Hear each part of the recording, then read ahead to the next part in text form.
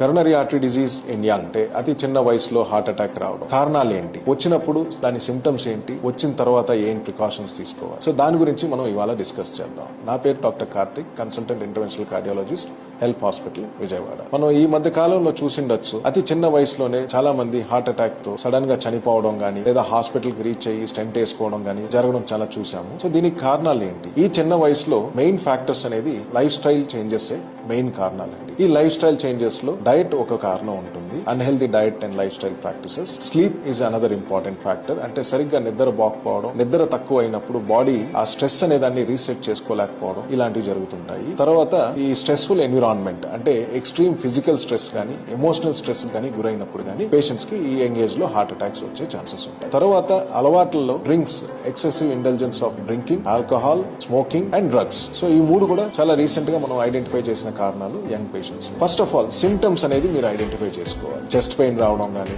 ఎడం భుజం లాగడం గానీ, తీవ్రంగా గ్యాస్ పట్టినట్టు ఉండడం గానీ, బాగా చెమటలు పోసేయడం, లేదా ఉక్కిరి బుక్కిరి అయిపోయి ఏదో నెక్స్ట్ మూమెంట్ లో మనకు ఏదో జరిగిపోబోతుందన్న ఒక భయం లాంటి సిమ్టమ్ ఫీలింగ్ రావడం గానీ, ఇలా ఉన్నప్పుడు వెంటనే మీరు దగ్గరలో ఉన్న కార్డియాలజిస్ట్ ని కానీ ఫిజిషియన్ ని కానీ కన్సల్ట్ చేసి ఒక ఈసీజీ తీసుకోవాలి. ఈసీజీ తీసిన తర్వాత ఫర్దర్ ఎవాల్యుయేషన్ డాక్టర్ చెప్పినట్టు మీరు చేసుకుంటే సరిపోతుంది. సపోజ్ మీరేమన్నా నేను చెప్పిన విషయాల మీద గుర్తించినాక మీకు ఇలాంటి రిస్క్ ఫ్యాక్టర్స్ ఉన్నాయా, లేదా దీనివల్ల మీకు ఏమైనా హార్ట్ అటాక్ వస్తుందనే అనుమానం ఏమన్నా ఉంటే మీరు హెల్ప్ హాస్పిటల్ విజిట్ చేయొచ్చు. We will evaluate with our special team and we'll let you know. For more information, kindly follow us on Help Hospital Vijayawada. Thank you.